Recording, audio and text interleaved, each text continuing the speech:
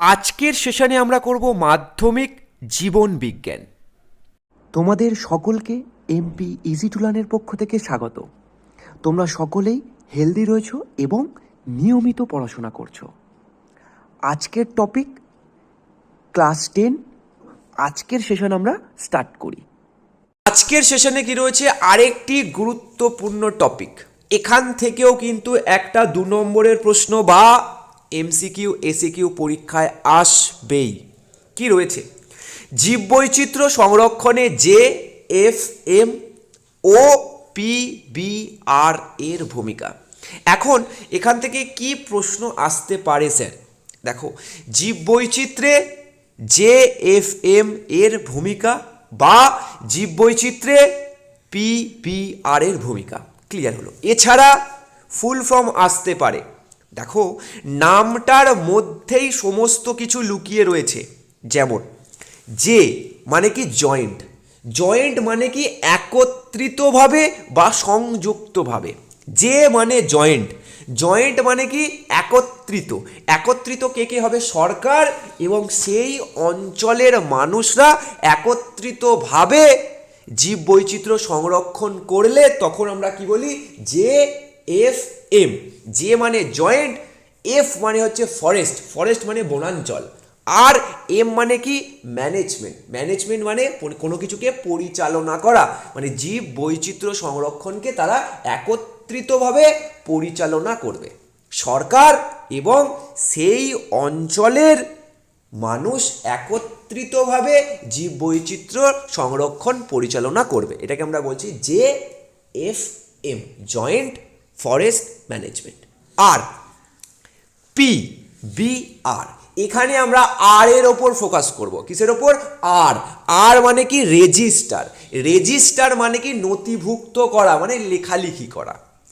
P মানে people's, people's মানে কি? মানুষ।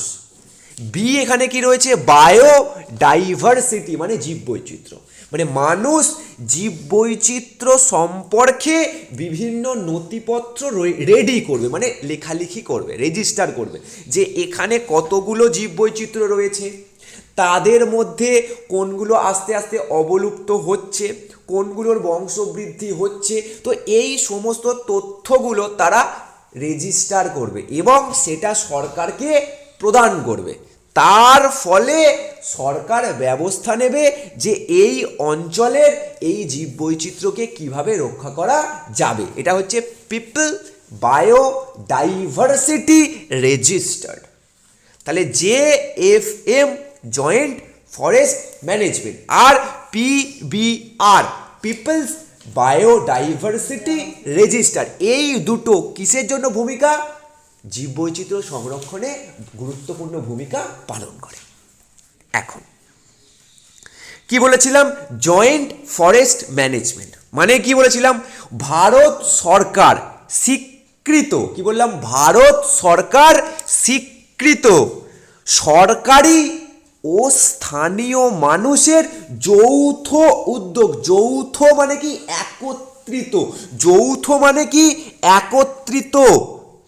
তাহলে ভারত সরকার স্বীকৃত সরকারি ও স্থানীয় মানুষের যৌথ উদ্যোগে স্থানীয় বনজ সম্পদের সুপরিচালন ব্যবস্থা হলো জয়েন্ট ফরেস্ট ম্যানেজমেন্ট। একবার পড়ব আর বারবার মনে পড়বে আমাদের, যেন এরকমভাবেই আমাদের পড়তে হবে। কি রয়েছে? ভারত সরকার স্বীকৃত, এতটুকু হয়ে গেছে। সরকারি ও স্থানীয় মানুষের যৌথ উদ্যোগে, সরকারি ও স্থানীয় মানুষের যৌথ উদ্যোগে স্থানীয় বনজ সম্পদের রক্ষণাবেক্ষণ করা বা সুপরিচালনা করা, সুপরিচালনা করার যে ব্যবস্থা, তাই হলো জয়েন্ট ফরেস্ট ম্যানেজমেন্ট। স্যার জল।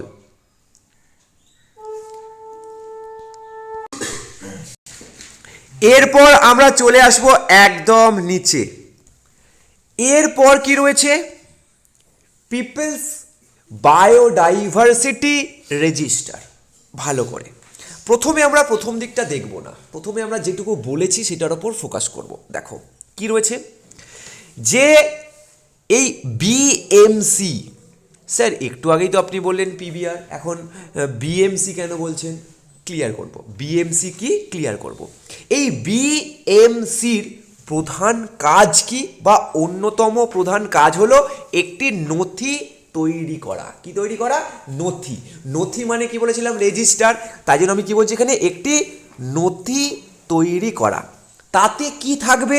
স্থানীয় জীববৈচিত্র্য সম্পর্কে সম্পূর্ণ তথ্য মজুত করা। তাহলে বিএমসির অন্যতম কাজ হলো একটা নথি তৈরি করা। নথি মানে রেজিস্টার করা। সেখানে কি থাকবে? স্থানীয় জীববৈচিত্র্য সম্পর্কে সম্পূর্ণ তথ্য থাকবে। কি থাকবে? স্থানীয়। স্থানীয় কথাটা কিন্তু বলতে হবে। অনেকে শুধু জীববৈচিত্র্য লিখে চলে আসে, নাম্বার কিন্তু কাটবে।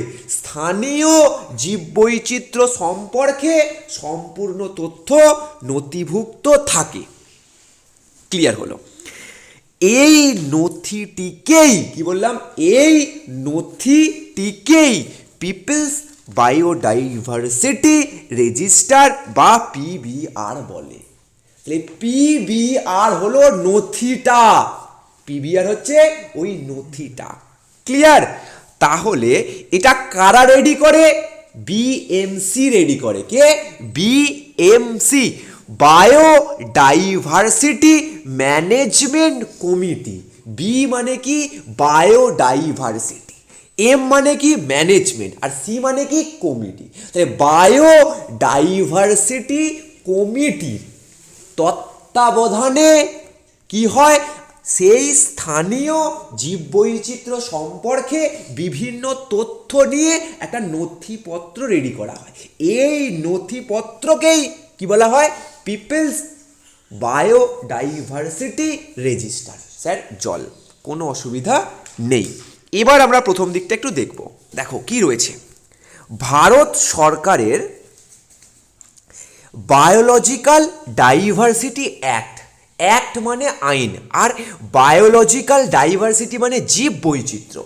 তাহলে ভারত সরকারের জীব বৈচিত্র্য আইন 2002 অনুযায়ী প্রত্যেক পঞ্চায়েতে, মিউনিসিপ্যালিটিতে, এছাড়া শহরের কর্পোরেশনে একটি বায়োডাইভার্সিটি ম্যানেজমেন্ট কমিটি স্থাপন করতে হবে।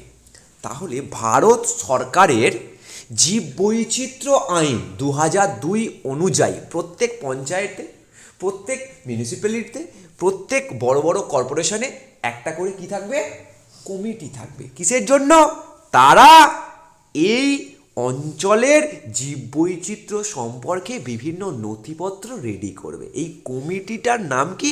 বিএমসি। ক্লিয়ার? এই অংশটা একদম জল। এখন আমরা পড়ব জেএফএম আর পিবিআর এর গুরুত্ব কি। এখান থেকে আমাদের 2 নম্বর প্রশ্ন আসে। দেখো এই অংশটা একটুখানি আমাদের দেখে নিতে হবে। কি? জেএফএম, এই ধারণাটির প্রথম সূত্রপাত কোথায় হয়? প্রথম সূত্রপাত হয় পশ্চিমবঙ্গে। কোথায়? পশ্চিম মেদিনীপুর জেলায়। কোথায়? পশ্চিমবঙ্গের পশ্চিম মেদিনীপুর জেলায়। নাম কি? আড়াবাড়ি অরণ্য। কি নাম? আড়াবাড়ি অরণ্য। এখানে যখন অরণ্যকে ধ্বংস করা হচ্ছিল তখন এখানকার মানুষরা একত্রিত হয়ে এই অরণ্যকে বাঁচিয়েছিল। তাই দেখে সরকার মানুষের সঙ্গে একত্রিত হয়ে যৌথভাবে এই জয়েন্ট ফরেস্ট ম্যানেজমেন্ট চালু করলো, যে স্থানীয় মানুষের সাহায্যে সেখানকার জীববৈচিত্র্যকে রক্ষা করা যায়। এটা কার থেকে শিখেছিল? পশ্চিমবঙ্গের মেদিনীপুর জেলার আড়াবাড়ি অরণ্যের যে প্রকল্পের সূচনা হয়েছিল সেটাই ধীরে ধীরে ধীরে ধীরে পুরো ভারতবর্ষে চালু হয়। ক্লিয়ার? আশা করছি একদম জল। তাহলে এটা প্রশ্ন যদি আসে যে জেএফএম প্রথম কোথায় শুরু হয়েছিল, তাহলে হচ্ছে পশ্চিমবঙ্গের পশ্চিম মেদিনীপুরের আড়াবাড়ি অঞ্চলে। ক্লিয়ার? জল। এরপর এই বিষয়টা তোমরা একবার জাস্ট চোখ বুলিয়ে নেবে, আমি রিডিং করে তোমাদের সময় নষ্ট করব না, তোমরা একবার রিডিং করে নেবে। আমি একটুখানি এখানটা থামবো, তোমরা জাস্ট একবার রিডিং করে নাও। বেশি কিছু নেই, জাস্ট একটুখানি জানার জন্য বিষয়টা আছে। এরপর দেখো, এই অংশটাও তেমন কিছু নেই, তোমরা একবার পড়লেই এই অংশটা বুঝতে পারবে। ক্লিয়ার? যেটা আমাদের লাগবে এই অংশটা কি, জীববৈচিত্র্য সংরক্ষণে JFM এর ভূমিকা বা গুরুত্ব। 2 নম্বরের জন্য কিন্তু খুব ইম্পর্টেন্ট প্রশ্ন, বারবার বলছি 2 নম্বরের জন্য খুব ইম্পর্টেন্ট প্রশ্ন। বিভিন্ন রাজ্যে বন্য প্রাণী সংরক্ষণে, কি বললাম, বিভিন্ন রাজ্যে বন্য প্রাণী সংরক্ষণে রাজ্য বন দপ্তরকে সক্রিয় সহযোগিতা করে JFM কমিটি।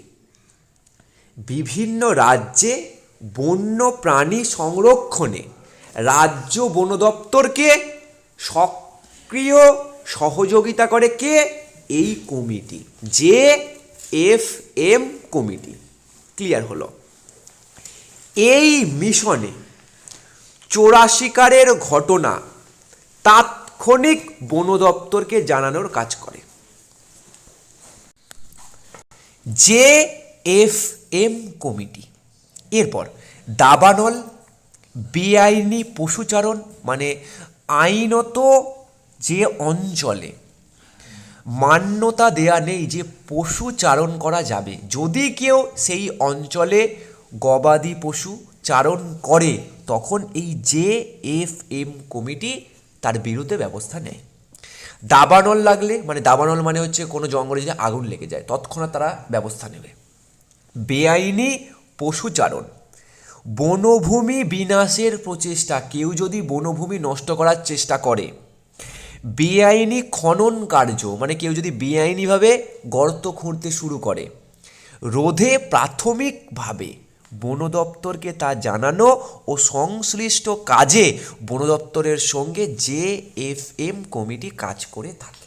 তাহলে JFM কমিটি কি কাজ করে? যে সরকারের যে বন দপ্তর কমিটি রয়েছে তার সঙ্গে তারা একত্রিতভাবে কাজ করে, মানে সাহায্য করে। যে সেই অঞ্চলে কেউ যদি বেআইনিভাবে পশুচারণ করে, কেউ যদি গাছপালা কাটে, কেউ যদি গর্ত খোঁড়ে মানে খনন কার্য করে, এছাড়া বনভূমিকে নষ্ট করে, তখন প্রাথমিকভাবে মানে প্রথম দিকে তারা এর বিরুদ্ধে একটা স্টেপ নেবে এবং বন দপ্তরকে জানাবে যে এখানে এরকম বেআইনি কাজকর্ম করা হচ্ছে। তখন এবার তারা আর এই বন দপ্তরের অধিকারীরা একত্রিতভাবে এর বিরুদ্ধে ব্যবস্থা নেবে। এটাই JFM এর ভূমিকা। তারা প্রাথমিকভাবে এই অঞ্চলের জীববৈচিত্র্যকে রক্ষা করবে। কি বললাম? তারা প্রাথমিকভাবে এই জীববৈচিত্র্যকে রক্ষা করবে আর সরকারের বন দপ্তরের সঙ্গে সহযোগিতা করবে। ব্যাস, ক্লিয়ার? এরপর এই অংশটা জাস্ট আমাদের একবার দেখে নিতে হবে, তাহলেই আমরা বুঝে যাব যে JFM স্থাপনের উদ্দেশ্য হলো বিনষ্ট বন ও বন্য প্রাণী সংরক্ষণ। কি, যে সমস্ত বনভূমি নষ্ট হয়ে যাচ্ছে আর বন্য প্রাণীরা অবলুপ্ত হয়ে যাচ্ছে তাদেরকে সংরক্ষণ করা ও সংগঠনে সাধারণ মানুষের অংশগ্রহণে উৎসাহ দান করা। কি, সমস্ত মানুষকে আমাদের সঙ্গে যুক্ত হওয়ার জন্য উৎসাহ দেওয়া, যে JFM এ তোমরাও যুক্ত হও, এবং বনজ উপাদানের পরিচালনের ব্যবস্থা করা। বন থেকে যে জিনিসগুলো আমরা পাচ্ছি তার উপযুক্ত ব্যবস্থা করা, যে কিভাবে আমরা সেগুলোর ব্যবহার করব। আশা করছি তোমাদের JFM ক্লিয়ার। যার হবে না সে অবশ্যই কমেন্ট সেকশানে বলবে যে স্যার আমার হয়নি, এই জায়গাটা আর একবার ক্লিয়ার করুন। এরপর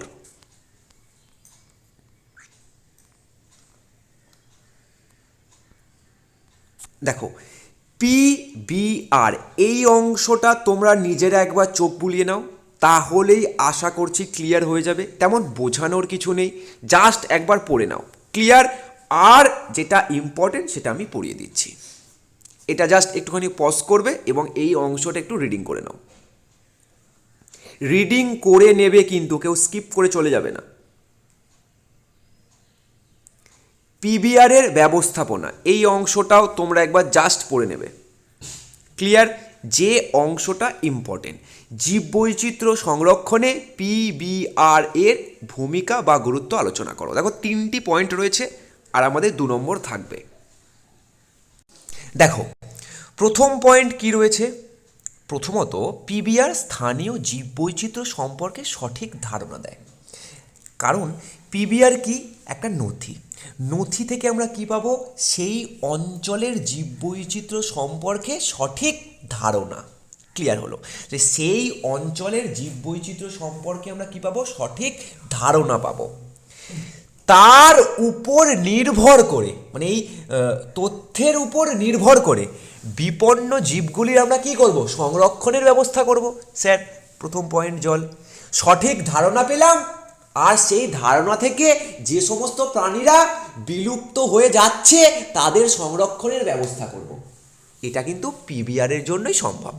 আর স্থানীয় মানুষকে জীববৈচিত্র্যের সংরক্ষণের ব্যাপারে কি করতে হবে, সজাগ করে সংরক্ষণে অংশীদার করতে সাহায্য করে পিবিআর। কি বললাম, স্থানীয় মানুষকে জীববৈচিত্র্য সংরক্ষণের জন্য কি করব, এই ব্যাপারে সজাগ করব যে জীববৈচিত্র্য ধ্বংস করা যাবে না, সজাগ করলাম এবং তাদেরকেই সংরক্ষণে কি করে নিলাম, অংশীদার করলাম। তারাও এবার থেকে কি কাজ করবে, এই জীববৈচিত্র্যকে বাঁচানোর কাজ করবে, ব্যাস। আর লাস্ট পয়েন্ট কি রয়েছে, যে অর্থনৈতিকভাবে আমরা এই জীববৈচিত্র্যকে কিন্তু ব্যবহার করি, বিভিন্নভাবে ব্যবহার করি। এখন এই ব্যবহারটাকে যেন অতি ব্যবহার না হয়, কি হয় না, অতি ব্যবহার যেন না হয়, যেন আজ যতটুকু প্রয়োজন ততটুকু ব্যবহার করছি এবং ভবিষ্যতের জন্য যেন থাকে। জীববৈচিত্র্য ধ্বংস করে যেন ব্যবহার না করা হয়, এটাকেই আমরা বলছি সুস্থায়ী ব্যবহার। জীববৈচিত্র্যের অর্থনৈতিক কারণে সুস্থায়ী ব্যবহার, মানে আজ আমরা জীববৈচিত্র্য অল্প ব্যবহার করলাম এবং ভবিষ্যতের জন্য রাখলাম, এটাকেই আমরা বলবো সুস্থায়ী ব্যবহার। ক্লিয়ার, 3টি পয়েন্ট। এক, নথি পেলাম, তার উপর ভিত্তি করে বন্য প্রাণীদেরকে সংরক্ষণের ব্যবস্থা। 3 নম্বর, মানুষগুলোকে একত্রিত করলাম, সজাগ করলাম এবং তাদেরকেও আমাদের সঙ্গে যুক্ত করলাম, মানে অংশীদার করে দিলাম। আর 3 নম্বরটা কি রয়েছে, অর্থনৈতিক ব্যবহারের জন্য আমরা একদম সুস্থায়ী ব্যবহার করব, যেন আজকে তো ব্যবহার করছি, যেন ভবিষ্যতের মানুষেও ব্যবহার করতে পারে, যেন শেষ না হয়ে যায় বা অতিরিক্ত ব্যবহার না হয়ে যায়, যাতে এই জীববৈচিত্র্যগুলো শেষ না হয়ে যায়। যদি শেষ হয়ে যায় তাহলে কিন্তু আমরা আর পাবো না। দেখো পিবিআর এর তথ্যগুলি যেসব বিভিন্ন অধ্যায়ে সংকলিত করা হয় সেগুলো কি, প্রথম জীবন চিত্র। কি বললাম, জীবন চিত্র। ভালো করে এই 4টে জিনিস দেখে নাও। জীবন চিত্র, সবকটার শেষে চিত্র রয়েছে, একটা জীবন, একটা ভূমি মানে ভূমিচিত্র, তারপর হচ্ছে জনচিত্র মানে পিপলস্কেপ, আর সময় চিত্র। তাহলে জীবন, ভূমি, জন আর সময়, এই সবকটা শেষে কি রয়েছে, চিত্র। ক্লিয়ার, লাইফস্কেপ, ল্যান্ডস্কেপ, পিপলস্কেপ আর টাইমস্কেপ। ক্লিয়ার, এই 4টি অংশ জাস্ট একবার দেখে নিলে এরপর JFM আর পিবিআর থেকে যা প্রশ্ন আসবে স্যার নামিয়ে দেবো, কোনো অসুবিধা নেই। এরপর তোমাদের সাথে আবার নেক্সট ভিডিওতে দেখা হচ্ছে, সেখানে আমরা আলোচনা করব বিভিন্ন বিলুপ্ত প্রায় প্রাণী, তারা কেন বিলুপ্ত হচ্ছে আর তাদেরকে সংরক্ষণের উপায়। এছাড়া আমাদের দূষণটা বাকি আছে। তোমরা যদি প্রায় অনেকে যদি বলো যে দূষণ করে দিতে, তাহলে আমি দূষণ করাবো, আর যদি না বলো তাহলে দূষণ করাবো না। কেন, দূষণ আমরা ছোটোবেলা থেকে পড়ছি এবং বায়ু দূষণ কেন হয় জানি, বায়ু দূষণের ফলে কি রোগ হয় জানি, এবং বায়ু দূষণ কিভাবে আমরা রোধ করব সেটাও জানি। ঠিক সেমভাবে জলদূষণ, মৃত্তিকা দূষণ এবং আমাদের শব্দ দূষণ। এই সমস্ত দূষণ সম্পর্কে আমরা জানি, জাস্ট একবার পড়ে নিলেই হবে। কিন্তু তোমরা যদি বলো তাহলে করব, আর যদি না বলো, মানে কমেন্ট সেকশন যদি বেশি হয় তাহলে করব, যদি না হয় করব না। তাহলে আমরা একদম 3 নম্বর অধ্যায় আজকে থেকেই স্টার্ট করব।